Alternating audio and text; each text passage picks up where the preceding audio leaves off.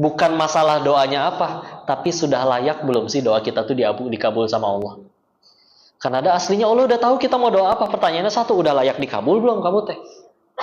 Semua orang bisa berdoa tiap hari, ya Allah saya pengen kaya, ya Allah saya pengen kaya, ya Allah saya pengen kaya. Tapi alasannya aja bervariasi. Ada yang supaya sakit hati dia sama mantannya, pengen buktiin dia bisa lebih kaya daripada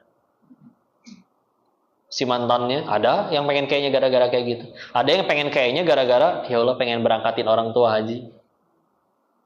Dan juga akhirnya dia sibuk ngelayakin diri. Gimana caranya supaya akhirnya kita tuh pantas, ya? Karena kan kita kadang lebih sering mikirin gimana caranya. Kayak contoh, naksir perempuan. Yang lebih sering dipikir apa? Gimana ya caranya dia naksir? Akhirnya ngapain? Minjem jaket temen, minjem motor temen, ya. Biasanya nggak pernah mandi, kalau ketemu dia mandi, ya. Gitu kan? Padahal hati dia tidak dibolak-balikan oleh jaket yang kita pinjem. Nggak dibolak-balikin dengan iPhone yang baru kita beliin buat dia. Sampai kita nyicil 2 tahun. Ya. Demi beliin pacar. Ya. Enggak. Tapi berarti apa yang kudu dipikirin? Kira-kira wanita sesoleha itu sukanya sama cowok kayak gimana sih? Gitu. Jadilah orang seperti itu. Karena kita misalnya, ini karyawan, bicara tentang gimana caranya pengen jadi direktur semua. Ayo, kita bisa bicara. Cara kaya ala Abdurrahman bin Auf, kita bisa bikin berapa episode juga. Cuma pertanyaannya kan satu. Abdurrahman bin Auf itu jadi kaya, beliau efek samping. Kita kadang jadi kaya, pengennya tujuan utama. Sampai kadang duha aja biar kaya. Emang nggak boleh ya kok? Boleh sih, bagus, terusin aja. Kita yang disuruh minta ke Allah kok. Ud'uni astajib lakum. Minta padaku nanti dikabulkan. Tapi yaitu dia, efek samping.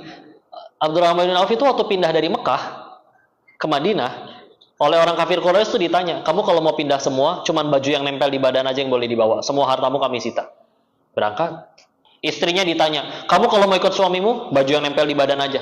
Kalau kamu tetap ikut, cuman ikut baju yang nempel di badan. Kalau misalkan kamu pengen tinggal, semua harta suamimu tadi kita kasih ke kamu. Ya. Nah, kalau kalian jadi istri gimana? Tetap ikut hijrah sama suami atau ambil hartanya suami? Tergantung suaminya sih katanya ya. Kalau ternyata suaminya malah banyak utang ya. Nah ini ya. Ini suaminya Abdurrahman bin Auf soalnya. Tapi ya sudah. Abdurrahman bin Auf itu hanya dari nol kan berarti hanya perlu waktu 3 bulan untuk jadi orang terkaya kedua di Madinah. Karena dia punya nilai untuk apa yang membuat dirinya tuh dikejar duit gitu. Sama, jadi kita misalnya pengen doa nih. Jangan mentang-mentang Allah Maha tahu, jadi teh begitu doa teh, ya Allah, apal meureun, amin. Kurang ajar. Ngerti nggak maksudnya? Ya Allah, tahu kali ya. Iya, Allah Maha. Cuman kan nggak ada pun. Besoknya doa lagi, mentang-mentang doanya masih belum berubah, ya Allah, kayak kemarin, amin. Itu culangung ya. Tenang aja. Layakan. Kalian mau jadi apa? Serah. Tapi silakan layakan diri. Semuanya pengen cita-cita jadi direktur? Boleh, sah-sah aja. Pertanyaannya tapi kan satu. Layak nggak sih kita tuh jadi dirut? Layak nggak sih kita punya perusahaan sendiri? Karena makanya ada sebagian orang yang memang minta kaya tapi seumur hidup nggak pernah Allah kasih kaya. Bukan karena Allahnya pelit atau nggak mampu ngasih. Tapi Allah tahu ini orang kaya ngaco nih. Mendingan tahan aja sekalian. Ada orang bisa nggak jadi maksiat loh gara-gara nggak punya duit, berarti nggak punya duitnya dia itu pertolongan dari Allah. Tadinya pengen maksiat bikin dosa nggak bisa, sekarang punya duit jadi bisa maksiat kan berarti musibah itu duitnya. Ya, jadi pertanyaan tadi kelayakan. Kita bicara pengen jadi kaya atau di sini pengen jadi ada yang direktur, silakan Bismillah. Ya, cuman kadang ya itu dia, kadang orang salah fokus. Wah kalau untuk jadi direktur berarti aku harus investasi nih, harus beli jamnya yang bagus, bajunya yang bagus, sepatunya yang mahal. Itu investasi leher ke bawah. Investasi ada yang dia memilih investasinya leher ke atas. Dia bacain buku, dia sekolah lagi, dia belajar lagi. Ini sebetulnya nasihat untuk anak sekolah ya. Tapi ini masih bisa dipakai sampai kapan juga. Kalau ke anak sekolah itu kami dikasih tahu oleh guru-guru kami turun-temurun seperti ini. Nah, keraslah sama diri kamu nah. Kalau kamu keras sama diri kamu, nanti dunia datang dengan lembut, bahkan sujud di hadapan kamu. Tapi kalau misalkan kamu lembek sama diri kamu sendiri, oh yang lain juga nggak kerja, oh yang lain juga nilep, oh yang lain juga nggak jujur. Nanti dunia yang akan datang dengan keras kepada kita. Dengan pahitnya pengangguran, pahitnya diremehin waktu reunian. Ya. Ada waktunya tidur, waktunya istirahat. Tapi ya bismillah keras. Ini masih jamnya kerja nih. Yang lain memilih untuk misalkan ya udah sambil nunggu push rank apa segala. Ya, dia enggak, ini waktunya kerja. Saya pengen amanah. Karena dengan amanah gaji saya akan berkah. Saya dibayar per hari itu gaji segitu, hitungannya sehari 8 jam. Ini saya kerjaan memang sudah beres, tapi saya baru kerja 4 jam. Kalau 4 jam ini saya pakai buat kebutuhan saya pribadi, setengah harta saya di hari itu nggak berkah berarti. Nggak berkah, lihatlah para koruptor. Sebelum korupsi udah kaya belum koruptor? Udah kaya, kenapa masih nyolong? Kurang melulu. Karena kalau nggak berkah itu pasti kurang. Kalau udah berkah, kata orang sedikit juga pasti cukup. Ya. Jadi, yuk bismillah layakin diri kita. Ya. Sehingga nanti suka ada yang nanya, ada tukang kaos kaki ditanya, Pak berapa Pak harganya Pak? 10.000 deh. Modalnya berapa Pak? 7.000, 8.000. Ya Allah Bapak jualan cuannya cuma 2.000 perak Pak. Ada yang nyeletukin dari belakang, Pak pengen kaya mah jangan jualan kaos kaki. Mendingan jadi koruptor. Atau misalkan sekalian aja ya, Teh A, kalau pengen kaya mah jangan kerja di Impact Power. Mendingan ikut saya ke Thailand jadi bandar judi. Misal, kalau yang dikejar nominal, tapi kan mentok sama aturan Allah. Dan kita tahu ya, banyak bahkan koruptor yang lebih kaya daripada bandar judi kalau mau tahu. Bahagia enggak? Ya, maka dijawab tapi sama yang jualan kaos kaki kayak begini. Pak, dagangan saya baru berhasil bukan ketika habis dijual laris atau ketika saya jadi kaya, tapi ketika dagangan saya dibeli oleh saudari saya sesama muslimah untuk menyempurnakan menutup auratnya, saya kebagian pahala jariahnya. Oh, itu tujuannya. Ya udah dibikin we sama Allah, dia nggak kepengen sama. Di saat ada orang lain yang stres gara-gara motor tetangganya lebih bagus, dia udah we, motor bagi dia cuman kaleng dipakein plastik, dipakein kaca, jalan. Fungsinya kendaraan kan satu, nyampe. Berapa banyak orang Indonesia bisa nyampe itu ke Mekah, nggak punya pesawat masing-masing. Coba punya, mau parkir di mana teteh? Susah, ya. Nyampe yang penting. Ya kadang luar biasa ya, nggak bisa nih kok. Biar supaya aku menaikkan jual nilai diri, harus ganti nih handphone. Akhirnya tidak menyesuaikan. Gaji 4 juta. Beli handphone 25 juta. Ya. Padahal handphone yang 25 juta itu dengan sekian banyak fiturnya, tetap aja dipakainya WA doang. Foto jarang, ini jarang. Ya. WA pun, gak ada yang WA lagi. Sekalinya WA grup gibah. Kadang ada sekantor 10 orang ya. Atau satu tim 10 orang. Bisa-bisanya mereka bikin satu grup yang isinya 9 orang, cuman minus kepala cabangnya doang. Berarti apa kira-kira fungsi grup tersebut? Buat gibahin ininya ya. Enggak kok, buat kasih surprise. Selalu ada aja jawaban ngelesnya ya. Ya. Maka ya sudah, mau ngejar apa? Kalau kalian dibilang kerja dibilang capek, iya, yang maksiat juga capek loh di luar sana. Korupsi juga jangan dikira nggak capek. Mikir kan gimana cara ngakalinnya, nyuci duitnya. Beli villa nggak bisa pakai nama dia, pakai nama si Bibi. Secara negara milik si Bibi itu. Padahal si Bibinya tiap hari di rumah, tiap hari ngepelin villanya. Tiap bulan digaji. Tiap hari di taman enak sama si Mamang duaan berenang tiap hari seger. Lari-larian di Taman Indah Villa kan tamannya bagus-bagus. Mamang, Bibi. Nanti malam kita mau tidur di lantai berapa sayang? Nah, tiap bulan digaji. Makanya kalau pengen hidup enak tuh jaga villa. Sana pindah, jangan kerja sini, sana di puncak ya. Jaga villa enak ya. Yang punyanya belum tentu jangankan tiap bulan, belum tentu setahun sekali datang. Saya pernah diajak jalan-jalan ke Pulau Seribu ya. Ada satu pulau yang katanya milik tokoh besar di negeri ini, sudah wafat sekarang. Saya tanya ke yang jaganya, terakhir kali beliau ke sini sebelum wafat berapa lama yang lalu? Ada kali 32 tahun yang lalu. Tapi 32 tahun itu Bapak digaji, Pak. Oh, sampai turun-temurun. Sekarang anak saya yang jaga digaji. Yang nikmatin ini pulau private dengan villa seindah itu di tengah, Bapak yang nikmatin. Iya, alhamdulillah. Ini gimana? Ini kan agak jauh. Belanja gimana? Kan nggak mungkin beli sayur di sini, beli daging, beli ayam di sini. Kan dikirimin tiap hari, ada kiriman dari bos. Bosnya emang nggak tahu apa? Ada, oh ya udah. Udah, dia seger nikmatin, ya Allah. Ayam kok, coba lihat nih ayam kok. Nggak ada ayam tengah laut kayak begini. Kalau saya ukur jarak saya ke piring sama jarak ayam ini ke piring, ternyata jauhan ayam ke piring. Nyampe tapi mateng, nikmat. Ya. Coba. Ada orang Allah nggak izinin ya. Duitnya banyak, bisa berangkat ke Jepang buat berobat tuh. Disuguhin makanan, nggak bisa, gula.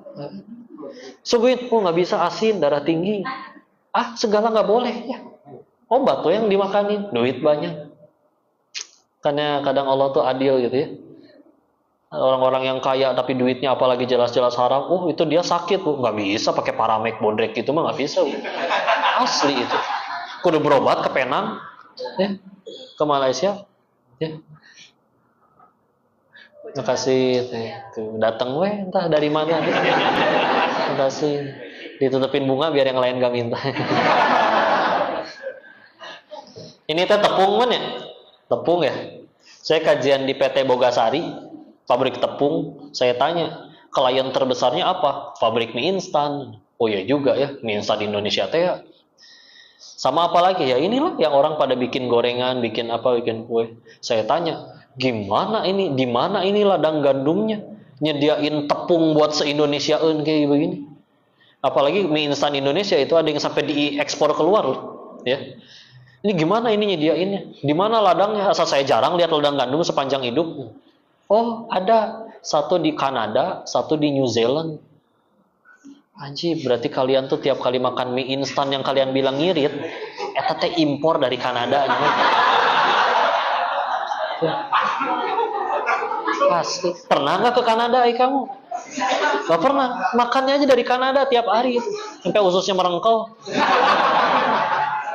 Masya Allah. Nikmat sekali. Ibu nggak bisa menyusui, Allah ciptain sapi, ya. Susu formula atau yang beredar itu yang buat bayi sama. Saya pernah ngaji di PT Frisian Flag sama Cimori. Ditanya, ini di mana ladang sapi segini banyaknya di Indonesia? Dijawab, di New Zealand. Nyampe tuh, coba bayi nggak bisa apa-apa, cuma bisa nangis, plek kesumpel nyampe. Tanpa harus mikir. Pertanyaannya, itu bayi yang datengin sapi atau sapi yang datengin bayi? Bukan sapinya, tapi bukan susunya, air susunya. Susunya mah nggak gantung.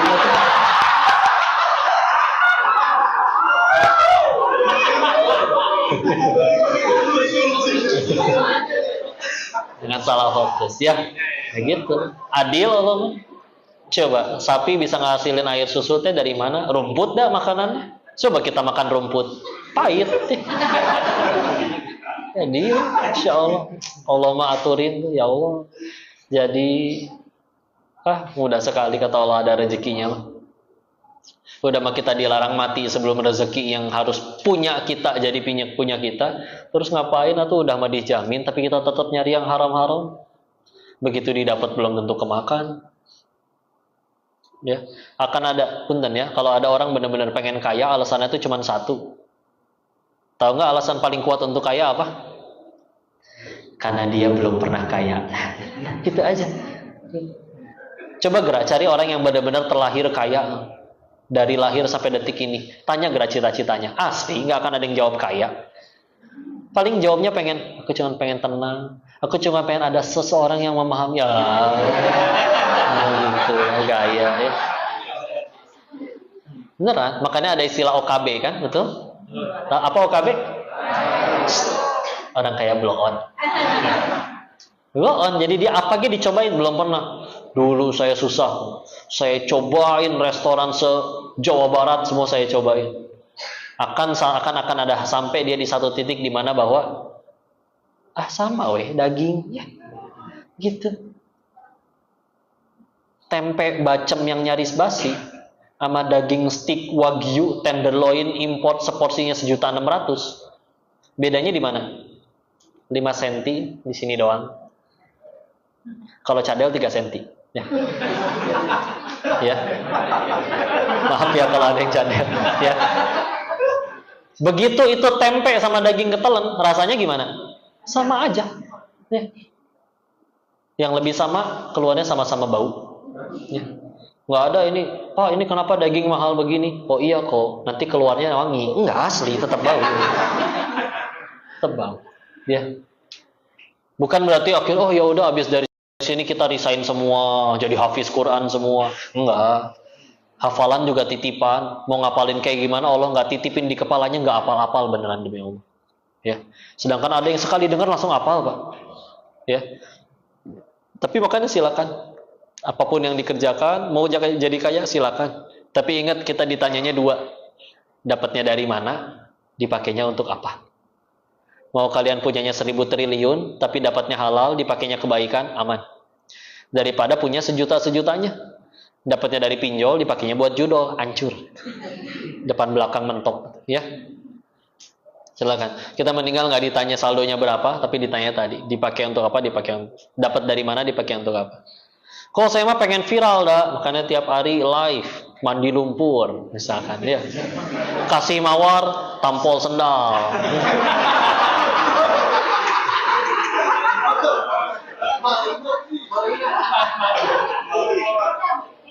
Banyak loh brand-brand sekarang yang memang kerjaannya dia dibayar tiap hari live jualan ya. Check down, itu juga sama ya, musyrik ya. Jangan ya. Maka kalau bicara pengen viral juga sama, bukan berarti nggak boleh viral, silakan. Tapi ingat popularitas itu cuma alat buat ngenalin Allah. Mumpung punya follower ada yang dengar. Tapi ingat kita meninggal nggak ditanya followersnya berapa, tapi ditanyanya followers kamu ajarin apa. Ya. Selagi kontennya bagus, baik semuanya, lebih baik daripada yang nonton jutaan tapi ngajakin maksiat, repot. Betul pintu surga itu 8, tapi seingat Koko belum ada pintu surga bagi yang centang biru, itu belum ada. Ada, ya. Orang aja nggak bisa ditipu, follower 100.000, tapi yang komen 2, beli ini mah. Benar kan? Siapa yang pernah kalian mantau orang kayak gitu? Followernya banyak yang komen 2, bikin seuzon kan? Kayak misalkan, ya Allah, saya pengen supaya lebih bonafit nih. Pokoknya saya gajian kali ini mesti ngambil cicilan, kudu ngambil iPhone terbaru, misalkan, ya. Masalahnya kan pilihannya 2. Satu, orang tahu perasaan tuh orang gaji 4 juta, handphone 25 juta. Nyolong paling. Tuh, dia beli barang untuk naikin derajat dirinya, tapi orang tahu gitu. Jadi malah dihina. Enggak nyolong, menang slot ya. Tuh kan suzon terus akhirnya. Enggak nyolong, enggak menang slot, enggak apa, beneran. Berarti handphonenya palsu nih. HDC nih. 1,6 saya tahu nih HDC nih. Ya. Coba, ya Allah. Enggak, orang tuh ujiannya macam-macam. Memang ada jenis orang yang diuji. Jenis ujiannya adalah dia pakai barang ori sekalipun tetap dikira KW. Ada orang yang kayak gitu. Ya. Sampai waktu itu ada kawan, ya memang dia diuji kayak gitu ya. Jadi akhirnya dia beli jam tangan asli, baru, bagus, tapi tetap aja dikira KW. Maka untuk menanggulanginya itu struk pembelian bon jam tangannya dikantongin itu kemana-mana. Dan juga ada orang yang memang dia pakai barang murah, dia tetap aja dikira asli. Coba gerak, misalkan ada orang misalkan bos entah dari mana, dia beli misalkan di Shopee 100.000, ya. Tapi dipakai sama dia, dibilang enggak ini 100.000. Bohong sih bos. Tawadu tuh, malah dikira rendah hati. Itu ada orang yang nyampe beneran nanya orang, apalagi kalau orang udah nge-gym ya, lelaki. Pasti sukanya baju yang ketat-ketatnya nggak? Paling seneng kalau ditanya toilet di mana. Situ. Jawab, no, kan enak. Ya Allah. Nanti kita. Cirinya mah gitu biasanya. Karena sok udah lihat ya. Biasa naik Honda Astrea ya. Akhirnya misalkan nanti atas izin Allah kalian punya Honda Civic hatchback terbaru. Nanti kelihatan pas lagi meeting. Asli kalau Honda Astrea nggak akan ditaruh di meja, itu kuncinya. Ya. Kalau Hondanya Civic ditaruh di meja, deketin ke orang gitu ya. Udahlah. Kebutuhan manusia katanya dulu 3 ya, sandang, pangan, papan, atau primer, sekunder, tersier. Ya itulah kebutuhan yang keempat. Ingin diakui orang lain. Ya. Luar biasa itu. Jam tangan fungsinya untuk apa? Ini lihat waktu. Tapi ada tuh jam tangan 5 miliar tuh asli. Nanti main ke Plaza Indonesia tuh. Ada lagi yang beli ya. Enggak, kalau mobil saya paham, Pak. Mobil 5 miliar memang biasanya larinya lebih kencang daripada mobil 100 jutaan. Ini jam tangan 5 miliar sama jam tangan di pasar ular yang 35.000. Iya kan? Enggak. Emang kecepatannya beda. Pak, jam tangan Bapak 5 miliar tuh kelebihannya apa ya, Pak? Oh, ini 1 jamnya setara 5 menit kok. Atau rusak? Ngapain Bapak masih pakai? Ya, pengen diakui. Capek tidak? Capek. Pengen selalu kelihatan langsing tiap kali foto, tahan nafas.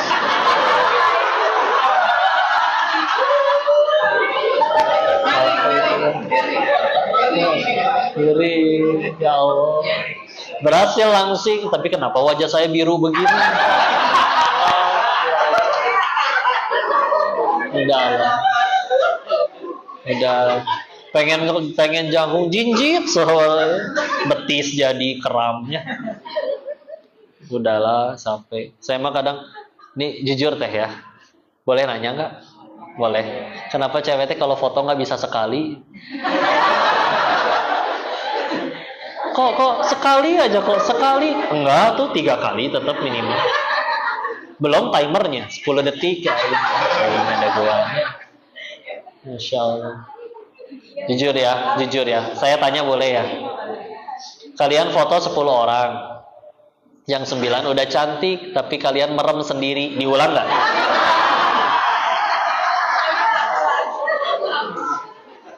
Saya kadang suka kasihan sama yang moto teh. Mas, tolong jangan gendut ya. Gimana caranya, Bu? Kan yang makan banyak ibu, masa saya yang diomeli?